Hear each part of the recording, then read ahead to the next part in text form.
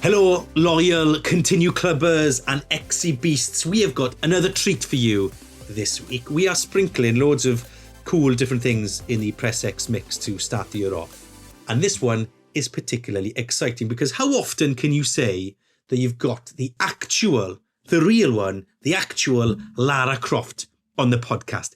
Well, not often, but we can say that for you this week because feast your ears on this one because we have a conversation with the brilliant and lovely Alix Wilton Regan, who is taking on the role of Lara Croft in the new version of Tomb Raider that is being made as we speak, which is very exciting. We also talk about Perfect Dark and its sad cancellation because Alix was, of course, set to play Joanna Dark in the reboot. And also we talk loads about her journey into acting and her experiences as one of the most recognisable performances in gaming. So sit back and enjoy this conversation with Lara. Sorry, I mean Joanna. No, sorry.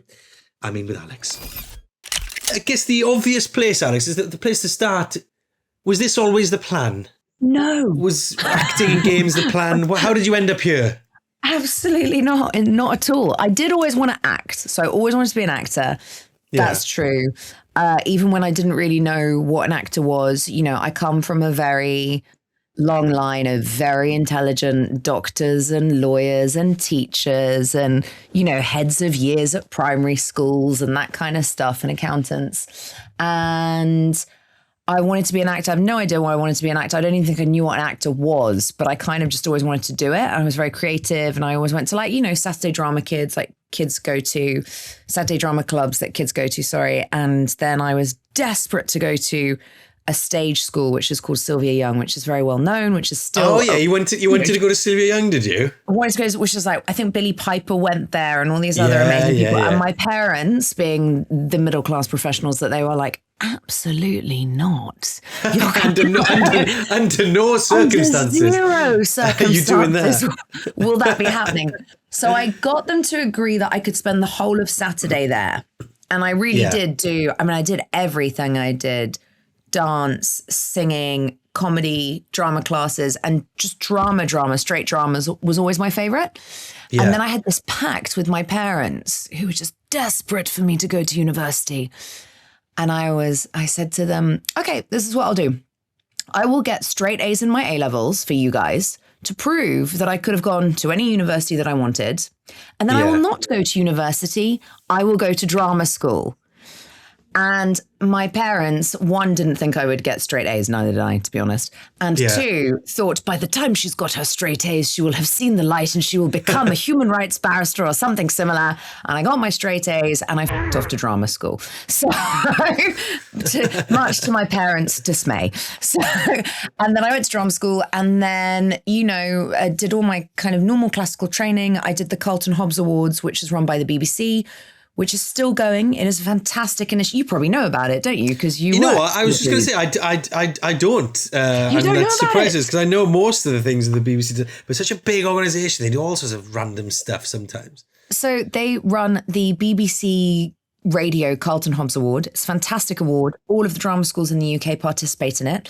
And they send their four, I guess what the school considers, you know, their four best actors to represent the drama school at a national level. Yeah. And so you're there with, you know, RADA, Lambda, Drama Studio, where I was. They all come together with their four best people and you have a huge day of competitions. And I won 2 special commendation awards. Oh, wow. That's amazing. Yeah, it was cool. One was for Shakespearean monologue. Yeah. And contemporary duologue. And then when I left drama school, I did all my bit parts. I got my stripes. I call that when you do Casualty, The Bill, Holby's. It's when you do, like, you know, your procedurals. Yeah. Have you ever been in an Agatha Christie? No, unfortunately not. Well, you will. At one point in your career, you will. And can you please call me when you do? Because I bloody love an Agatha Christie. Do you? Okay, yeah, that's good to know. I have you. I could see you as a murderer. No offense. Like, I could see you as a murderer too. Take it in a very positive light, Steffan. Take it in the spirit in which it was intended. It was a very positive comment. Thank you. Then when I was kind of doing all my stripes, but I wasn't climbing the career ladder as quickly as I wanted to.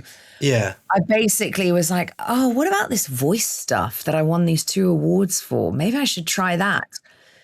went out, submitted my voice reel back then on CD. That stands for compact disc, children. Wow.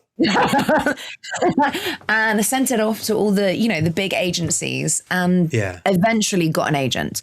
First audition was Dragon Age Origins. Got it. The rest, as they say, is history. Look at that. It's so funny, isn't it? Like, it's a sliding doors moment, isn't it, Alex? Because if you don't get that role, you might think, actually, no, I'll just stick with the ITV procedurals for a bit, I owe like a huge amount of my career to BioWare. I love BioWare. I will die on the hill of BioWare. Side UK, who was such an influential studio in London, casting a lot of the AAA games. Martin Vaughan, who was there, Cinny Dowling, who used to be there as well, two big casting directors. And they kept calling me in, and I'm just super grateful, and they allowed me to build this big career that I now have.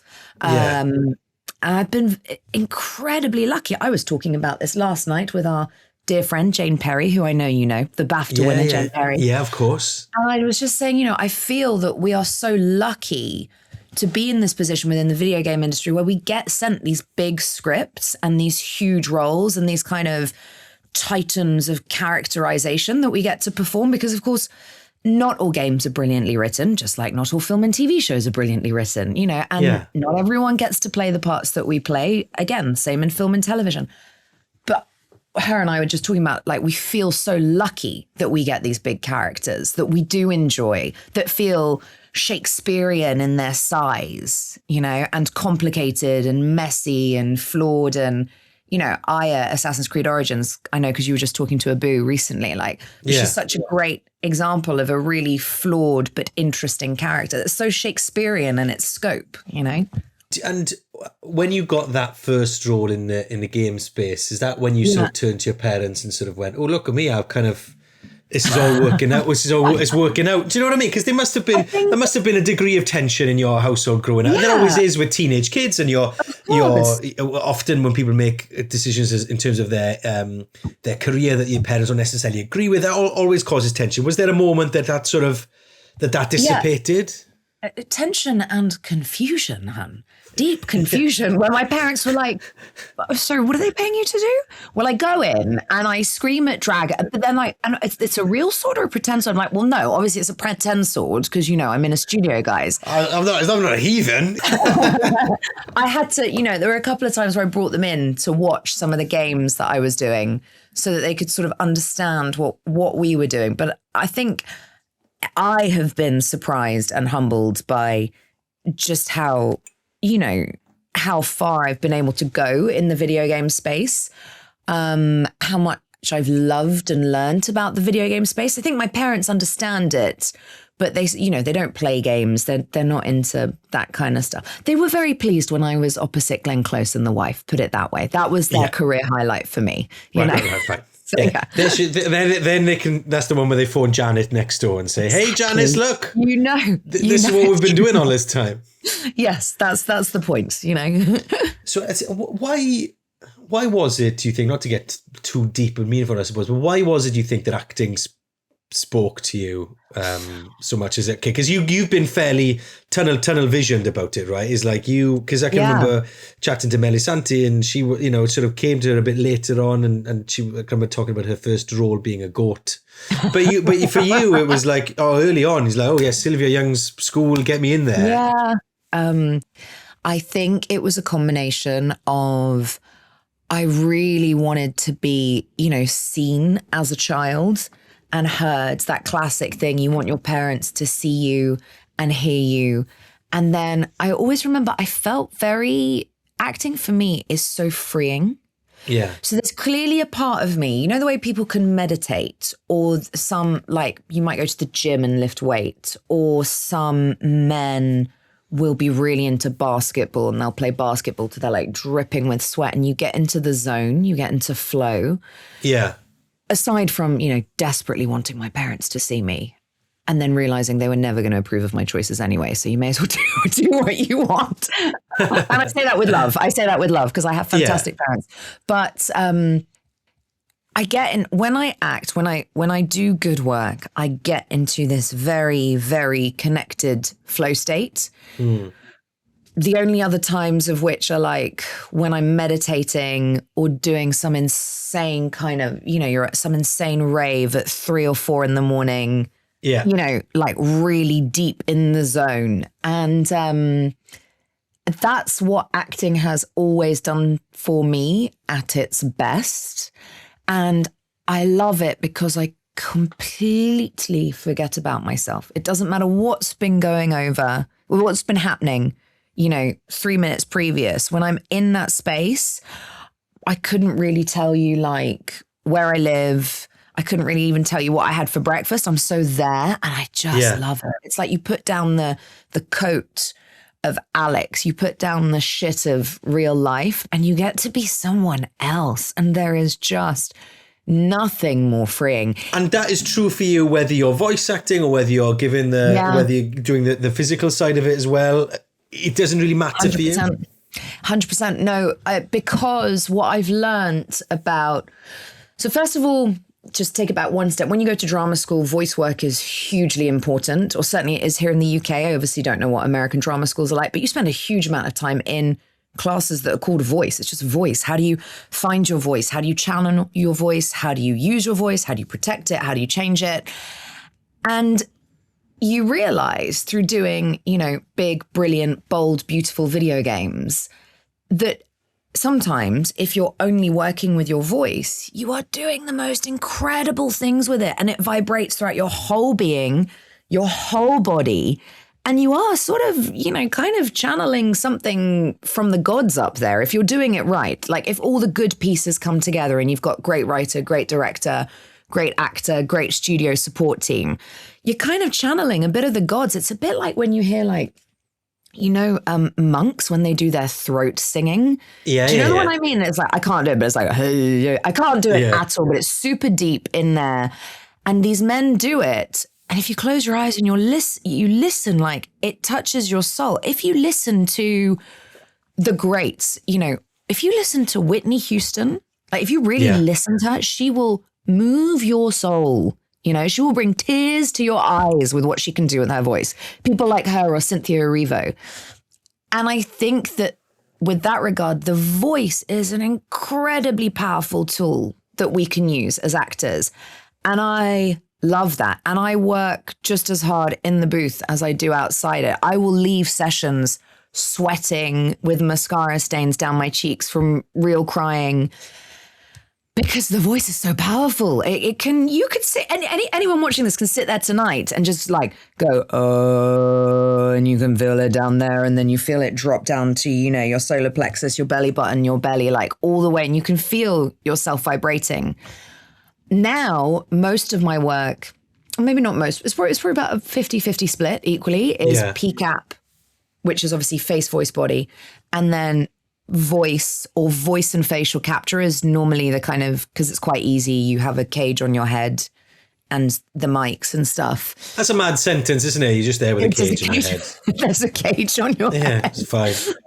Just embodying a magician or or whatever it is you're doing that week. Exactly. And I just think, I feel really lucky. Sometimes, quite a lot of the time, I would say, I feel freer on the PCAP stage than I might do on a film or TV set, because film and TV sets, and I've been so lucky, I've worked on some wonderful, very, very free sets, like The Wife with Glenn Close and Jonathan Pryce, which was directed by a guy called Bjorn Runge. And he's one of those very free European directors who, one day we finished 4 hours early. And everyone was like, what? Why are we finishing for? I was like, wow. Because we have it. It is magic. It is perfect. Is there anything else? Oh, it is beautiful. And I was like, okay, cool. So we've got it. Okay. So he says we got it. We got it. What can you do? Yeah. So you do work with amazingly free directors like that and film and TV sets like that.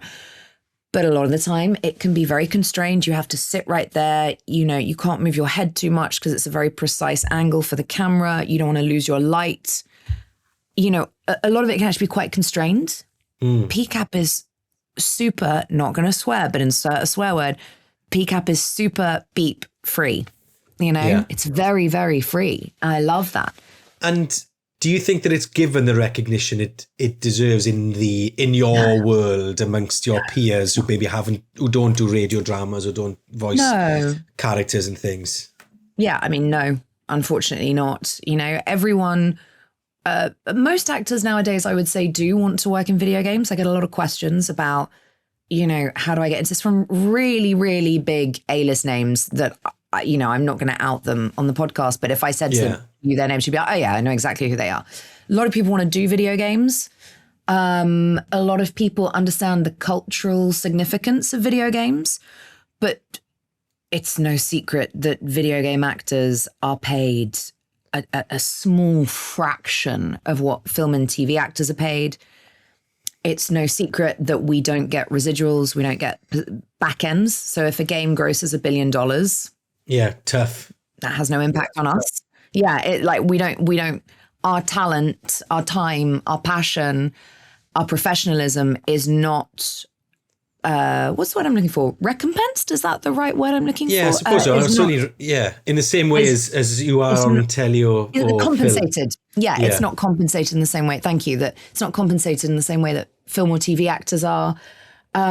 It's no secret that a lot of casting directors, and this is true throughout the industry, they will either stream you as a theatre actor, a film actor, a TV actor, or a video game actor. And it's very curious to me that an actor that is successful in any of those mediums is not automatically sort of, you know, auditioned for stuff in other mediums. Because I think essentially a good actor is a good actor, right? Do you know what I mean? Like, to a certain extent, like the skill is different, right? The media might be different, but what the character creation, the work you're doing in the first place is the same. Yeah, and Jessie Buckley, I've seen on stage, and is probably going to be an Oscar-winning actress. She's equally brilliant across the board, you know, as are so many people. Idris is as captivating on film as he is on a TV show like Luther, as he is in Cyberpunk, you know? Yeah. So it's curious to me that casting directors haven't tapped into that yet. And that's still the case, Alex. You're not seeing that change at all. Because I can remember I've been doing this. We started covering video games in 2015 and having similar conversations then. And there was a sense of, oh no, that's going to change because you're seeing all these different actors doing it. But you still get a sense of all these years later, actually, we're still in our prejudice in terms of video game performers. I think, yes. I mean, I really tip my hat. I tell you who I tip my hat to. I really tip my hat to the Baldur's Gate 3 guys. And I really tip my hat to people like Ben Starr and Erika Ishii, who understand that they have value and they understand their significance within the video game community. And they have brought themselves front and center to the conversation by using social media in a way that certainly, like I haven't really quite been able to get myself to do that yet. And in a way that I didn't understand until quite recently. And in a way, like, this might sound really ridiculous because I'm on your podcast and I'm about to play Lara Croft. So just bear with me as I go through this story. But it's like, I didn't realize that I was a big deal in the video game industry until people like Ben Starr, who I watched become a big deal, would meet me at an awards thing or something. You know, he's like, mate, you're a legend. Like you're incredible. And I was like, really? And I obviously knew who Ben was from watching him rise. Yeah. Without understanding that, like, sometimes my work had inspired other people that this was possible. You know, meeting Erika Ishii for the first time during this award season, you know, meets me, comes up, screams in my face, hugs me and calls me an icon with all of this wonderful energy that they have. And I was like, but you're an icon. And they're like, no, but you're an icon. And it's only from people doing that you realize, oh yeah, maybe I have had a sort of, I have had a significant impact on people at points. But because I wasn't really utilizing social media, and because traditionally video game companies do not promote their talent, I hadn't felt that impact personally. So that's interesting. So there's maybe there was a role for games as an industry to try and make stars to compete with Hollywood rather than try and steal Hollywood stars? Oh my God, I'm going to steal that for my next interview. That's really good. Yeah, the way that you said that. I'll take 12%. You take 12%. It's 12.5 if you want to know the exact number. Okay, great. That's good. But that, yes, there is a space for games companies to make their own stars rather than stealing them from Hollywood. Remember, also, we cost a lot less money, guys. So don't want to save yourself some money. But actually, in all seriousness, there was one other thing that was going to come to me. What I found fascinating was at the Game Awards this year, seeing people's names across the screen. In particular, do you know who did it very well? The indie companies. Because the indie titles, they understand that they need to put, Deborah Wild, Ben Starr, whoever else up there, and people will scream because they know and love these actors and they want to see all this glorious talent and passion and power and professionalism they're going to bring to these roles. Yeah. And the indie companies know that it's smart to tap into that. I thought that was a fascinating, beautiful, and genuinely kind of long overdue change that is needed in our industry. I was super encouraged to see that at the Game Awards this year. It was really encouraging. Now you mention them, it's just bizarre that it hasn't happened before. Some of these performers that have been doing such good work for so long. Yeah. If we go back to a little bit about just this journey, if we use that as sort of as a rough timeline for our chat, and then we can just hop off into different things as they come up. So first role is Dragon Age. Yeah. And you're in it, you're loving it, it's gone really well. Yeah. Does that make you then, as a performer, to say, I'm going to focus on video game performing now? Or is it you taking anything that's coming?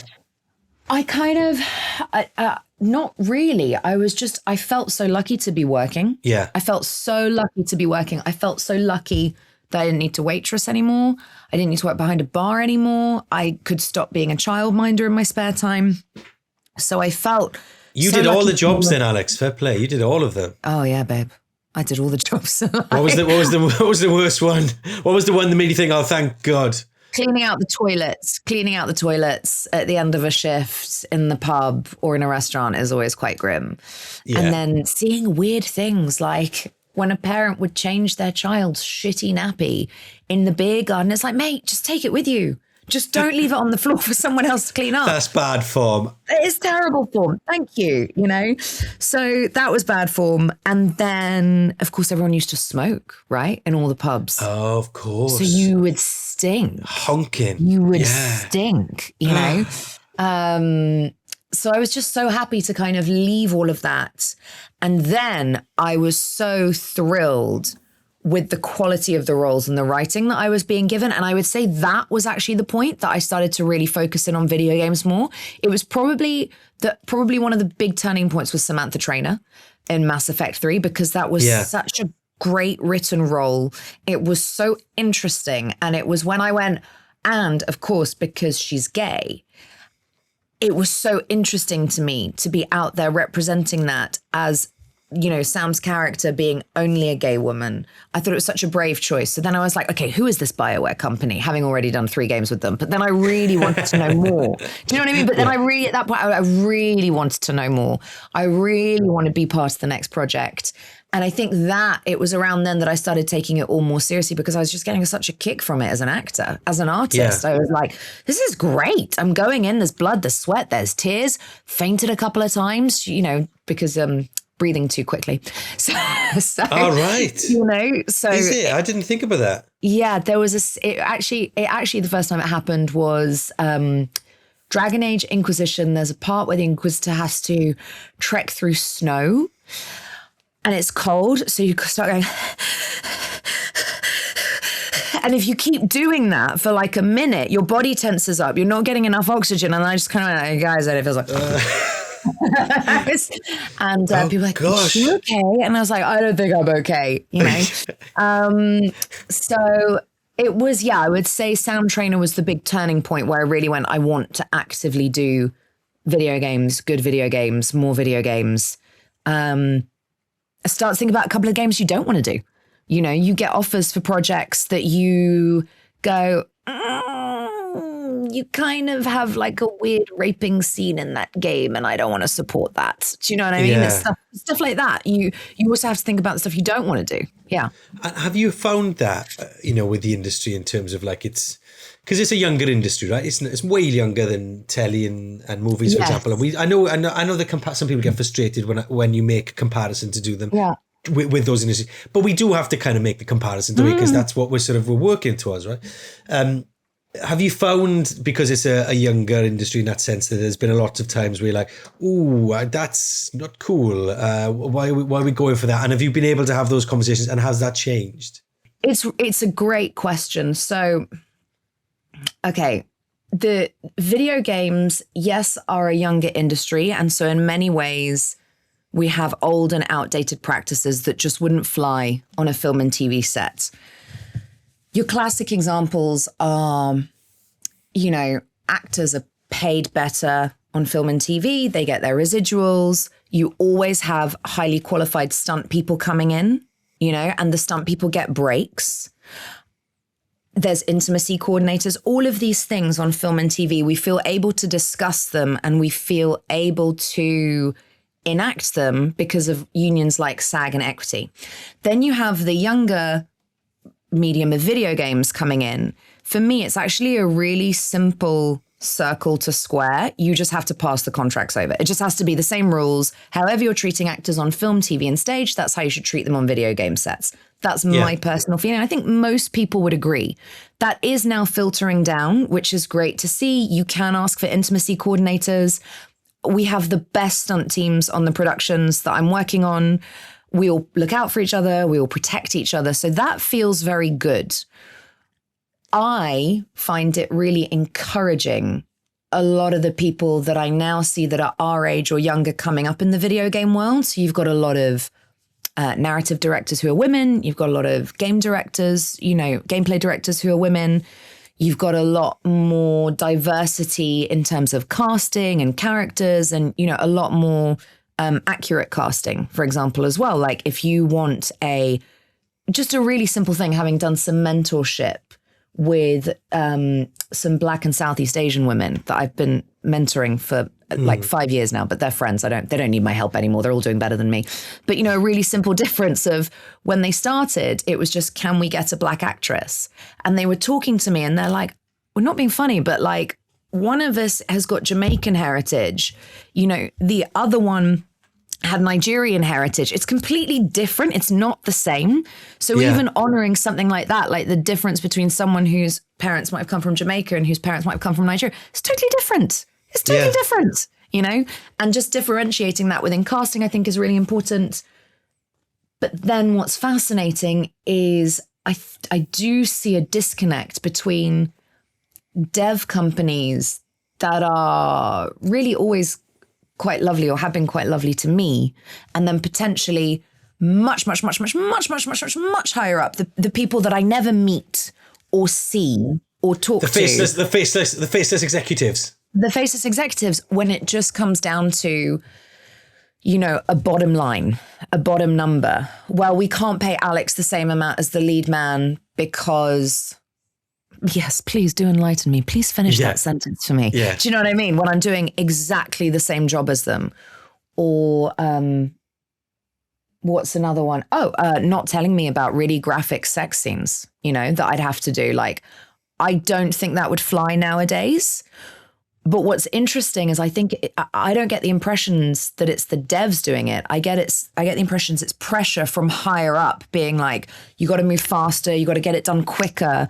And that's where safety and standards obviously lapse. Does that sort of answer your question for you? Yeah, no, it's interesting because I just think as the industry mature, people think of it now as a mature industry, and it's making X amount of money, more money than music and film or whatever that quote was that we've used for so long. But it is interesting that you hear stories, not just from yourself, but from other performers who I've spoken to in the past, to say that sometimes that doesn't seem the front end, shiny, glitzy industry that everybody loves and spends time with doesn't marry up with the work that goes into making it, if you know what I mean. It's like, if you were to look at how the sausage was made, you would be astounded sometimes by how perhaps old fashioned it is on the back end, if that makes sense. Yeah, absolutely. And I think what's also really interesting is I do, please, Jesus, I hope I've got this right. I do see people wanting to listen more. I do see the higher ups, like they're definitely trying. There's definitely, there is a willingness to try and listen, you know? Yeah. I also recognize I'm in a very privileged position that I've played some very important characters.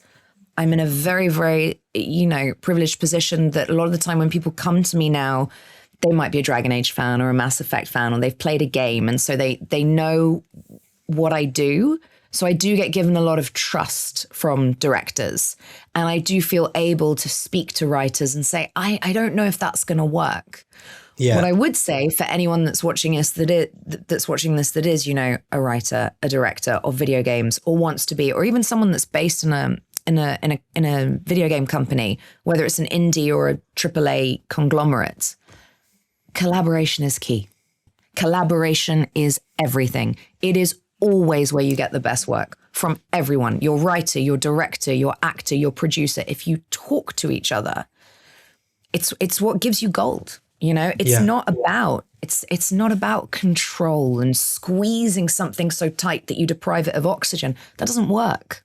You know, people love the Bayek and Aya story because Abu and I were such sensational collaborators on it, you know, as was the team that we had from Ubisoft at the time. I truly believe that collaboration is just everything. And I think that is certainly how I walk onto the PCAP stages, in the spirit of collaboration. Absolutely. You know, everyone's voice is valid and everyone's voice is important. It really is. Now, you've touched on some of your, one of your roles there in Assassin's Creed. We've talked a little bit about Dragon Age. You mentioned, you know, Mass Effect, Cyberpunk 2077. You've been in some amazing games, obviously, that have helped you sort of cement this reputation in the industry as the person they turn to be the new Lara Croft, which we'll come on to in a second, because no doubt there'll be loads of people that tune into this thinking, when are they talking about Croft? Cut to the chase, Powell. Get to the good stuff. We'll come on to talk about Lara in a moment. But so lots of things have gone right, Alex, but we can't sort of sit down and chat and not talk about one of the things that went wrong as well, right? So I think I know where this is going. Go on. Yeah, I mean, I was sad because I loved Perfect Dark when it was on the N64. I still remember setting up those laptop guns in the multiplayer version and stitching my mates over. And Joanna Dark's such a fascinating character. How frustrating was it for you then when that all went south? It's heartbreaking. It was awful. I'd been working on it for... When did it finally get shelved? 2025. I'd been working on it since 23. So it was awful. Like, it was horrible. It was gutting. Unfortunately, I found out about it in the wrong way. I found out about it in the press. Did you? Yeah, I did. When messages started coming through from friends in the industry, and then I actually had some very, very good and constructive calls with some men who were very high up at the initiative who, you know, apologized for not telling me directly, but then also explained that they were still looking for financing elsewhere, which is why they hadn't called me, because actually it wasn't completely over. It was very much a case of there was 2 months where we were kind of waiting to see if it would go through with take two. Yeah. So it wasn't over until the fat lady sung, and then unfortunately the singing started, and it was over. And that was crushing. That was when it really hurt, because I realized there was no hope anymore. Crushing because you'd put all that work in, because you were hoping people would see it. What was the reason? Because for me it was frustrating because I didn't get a chance to have a fun experience for 25 hours, whereas you put your heart and soul into something. Yeah, crushing because... So first of all, I knew the story. Like, I really knew the story inside out, right? And I loved the story. And I was like, oh my God, this is great. Like, people are genuinely going to love this. Second of all, crushed because I didn't get to relaunch an iconic character who I'd also known. Now, I'd never played the games when I was younger, but I'd seen them. I knew them. You know, I knew of them. I loved the character in terms of she was so much a Londoner. She was very close to me, to who I am. Yeah. Right. And so it was a lot of fun. And on top of that, we had a really great lead writer. it looked fantastic. Also, remember, I knew the cast at this point. I knew I can't say who the other people were, but it was gold. It was gold, you know? And so it just felt so, I felt confusing emotions of like rage that they could pull the game so far, or rage that the game could be pulled so far into development, heartbreak that we were losing this ecosystem of brilliant workers and brilliant artists who were coming together to, you know, build something so great. And a genuine disappointment of like, I feel like you just touched on it, right? I've had this experience with Perfect Dark that you're never going to get to experience. And I know how good it was. And I was like, you would have loved it, of course. You know, so it was a lot of curious emotions. And I think the real heartbreak actually came when the kind of hope disappeared and we realized that it was not coming back in any capacity. You know, it might in the future if they do something else, but certainly, not this iteration, I think, which is really sad. How close was it to being finished? That I actually don't know the answer to, but and in terms of your work, is your work pretty much done? In terms of my work, no, we still had a fair old whack to go. But it depends on how you define it in terms of like, I'd done PCAP for it. I'd done VO sessions, which were just VO sessions, which is when you do your lines of like, look out, over there, get down, you know? So quite often you're going to do the PCAP for the cutscenes. You do lots of voiceover, which I'd done. I'd seen loads of the gameplay. So I can't actually say how much was done, because also remember the way we get hired, we don't know how big the project is. It's so mad. It doesn't make any sense to me. But yeah, I know that we'd done entire chapters where I could tell you the whole arc of that chapter, and I know where it was going as a story. But you know, it's not like we get a whole script like in film or TV, and then we can go, okay, we've shot 2/3 of the script, you know, or we're a quarter of the way through the script. It just doesn't work like that in video games. Now you will be sort of coming at this from a particular perspective because you were in the thick of it. You were playing the lead character. You'd put your heart and soul into the work that you'd already done for it. Compared to sort of other work that you've done, did you think that it would work? Were you thought that it would have been a success? I was absolutely blindsided. I was so confused. I was 10 out of 10 confused. Like I was 10 out of 10 confused. I was blindsided. I did not see it coming. I knew that Microsoft had made cuts to other companies over the past year, but Perfect Dark had always survived. And then one day we just didn't. Yeah. You know?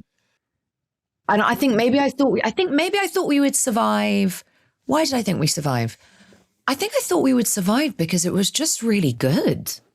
And everything seemed to be working, you know, and everyone certainly, look, I see this much of the team.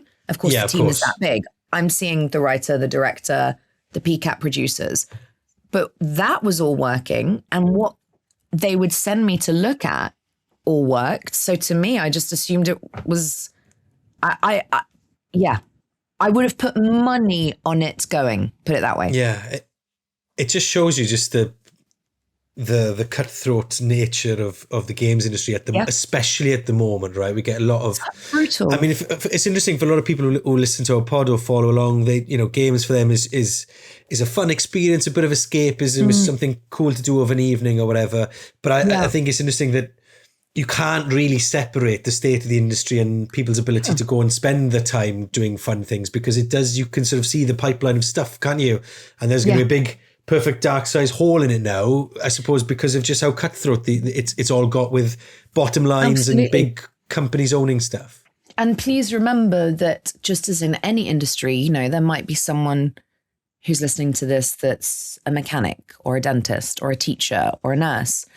Just like in every ecosystem, if you want a hospital to run, let's say you're a nurse, you need porters to take the patients to and from. You need cleaners to keep the wards sanitary and safe. You need phlebotomists to draw blood. You need nurses to check vitals. It's a whole ecosystem, right? It's the same with a video game. You know, there are so many different departments and so many people doing different things. And each one of those person has maybe a child to feed, a mortgage to pay, you know, a pet that they love, that they want to pay the vet bills for. So it does it cuts very, very deep, these kind of massive acts of, I guess, I don't know, people talk about the word consolidation a lot, which I don't really understand because I don't work in business. Yeah. But people always seem to throw this term around and sort of fear it, you know. Great art takes great collaborators. And actually the best video games that sell masses, if you're only interested in the bottom line, you still have to create a piece of art that's interesting, that moves people, that people find exciting. Yeah. Does that make sense? It doesn't have to be this traumatic story, but it does have to be either exciting or engaging. It has to deeply, deeply move you in some way. If you do that and you get that little secret sauce that makes something brilliant, that's how you sell millions and millions of copies. That's how you make billions of dollars. Yeah, I'm just it was a decision that sort of really made me realize just how stark the choices are being made at the top end of the industry at the moment. And also just, we know video game development is expensive. Is it unsustainable? Probably, and it's in that top end bracket. So I think there'll be how it impacts the sorts of games we see going forward. I think is fascinating. Well, let's do one more controversial or seemingly controversial topic before we finish on a high with your new Tomb Raider news. I've seen you share a lot about on your social media pages, Al, about AI's role in gaming and in culture more broadly. How do you feel about the use of artificial intelligence at the moment? And I mean, my social pages are full of AI slop videos all the time. But what are your concerns about it, or what's your take on the situation? My take is AI is really fantastic if you want to use it to do mammograms on women and detect the earliest stages of breast cancer. Let's go save some women's lives. Let's go save some mums that have kids to raise. My take is AI is brilliant if you want to know the quickest way from A to B and avoid traffic because you got to get to your son who's, playing a really important football match that you don't want to miss. My take is that AI is great when used responsibly. But to use AI to try to replace art and artists seems to me, one, just not a very effective use of AI, and two, just it's so stupid. Like, if you're going to create these robots, let's create these robots, these AIs, to do the really boring stuff that we don't want to do in society. Let's use AI to save lives, or do the really dull jobs that humans don't want to do, or the really hard jobs, the really unsafe jobs. Like the robots that kind of go and clear up landmines in war zones once the war's finished. Do that. Don't use it to try to replace artists. I think that's absolutely nonsense. But I saw Troy Baker said something very interesting very, very recently, which is AI can create content, but actually it cannot create art. It can try to create art, but it's not creating art. Yeah. And I think to add to that, I would say, first of all, I agree with his point. And second of all, I would say, yeah, okay, great. You've swept the internet for the sound of a woman laughing, ha ha ha, and you're trying to recreate it and steal it. You're stealing things from people. AI innately deprives the author of ownership over what they did. You can't consent. That's really gross and really weird, And I just think, okay, if you're not gonna protect us or be responsible with your AI tool, then I think we shouldn't be investing in your platform or supporting you. Yeah, it's definitely a live conversation that's going on in terms of there's the impact on the art that we consume and its impact on people's roles. So it's a big conversation that no doubt you'll be having over the coming months and years, probably, in your profession, isn't it, in terms of its relation to actors and stuff. But let's finish on something a bit more fun and positive. Tell me about what happens when you get an email. I don't know if it comes from your agent or if it comes from the production company or whoever, and it says, so, hey, Lara Croft, do you fancy it? So first of all, it was a call that my agent set up. Not that unusual. Zoom call, slightly unusual, but I was like, okay, she wants to chat face to face. And I log on to the Zoom call and she's not there. It was the casting director. And it took me a moment. And I was like, why is Kirsten here? Why is Kirsten here? And they went, oh my God. And then I started screaming. I was like, but then I kind of couldn't talk because I think we were waiting for my agent to join the call. So I was like, hi, how are you? And I was like, this is either really good news or this is really bad news. And they're going to be like, you were down to the final two.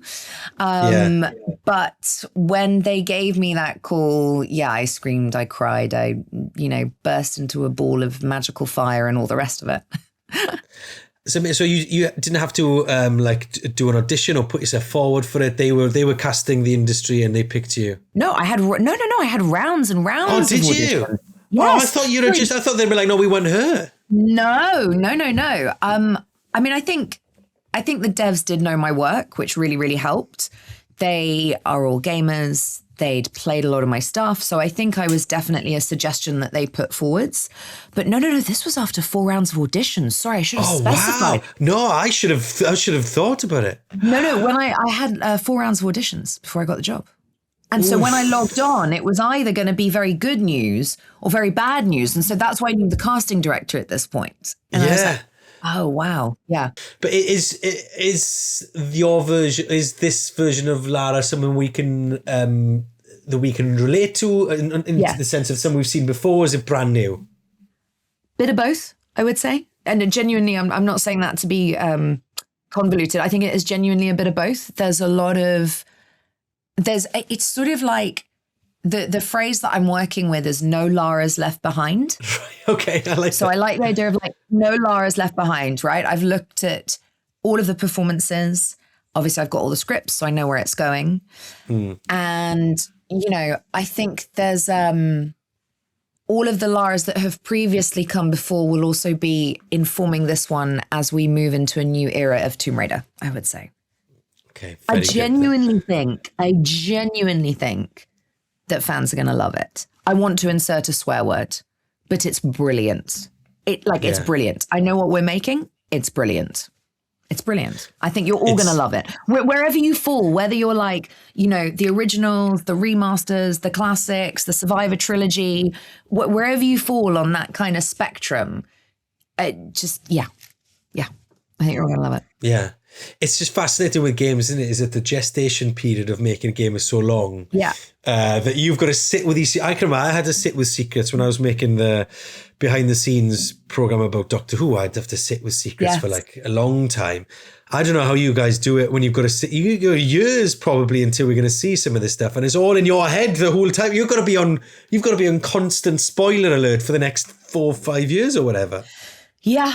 It's hard, but it's there are some games in the business where actors call them, they're like, come on, friendy Amy. So NDA, but friendy Amy. Yeah. And this is one of those games you don't friendy A. So this is one of those games you're like, I can't talk about. And everyone's like, but why are you in LA for so long? Because it's all shot in LA. It's all performance capture. It's all shot in LA. But why are you in LA so long? I'm like, so then it got to the stage where I had a code name for the game, code name for the character, and I was lying to my friends' faces. And I was like, this wasn't the code. I can't tell you the code name because it's so cringe. But like, let's just say I would love to know the code name. The code names were so cringe. But let's just say it was like Banana Moon. I was like, oh yeah, it's this game and like it's code name Banana Moon, and I'm playing the lead character Banana. She's British. They were like, why are they getting all that? I was like, oh, she's British, so it kind of makes sense. And but yeah. Amazing. And actually, wait, Steffan, can I tell you one nice thing? Yeah.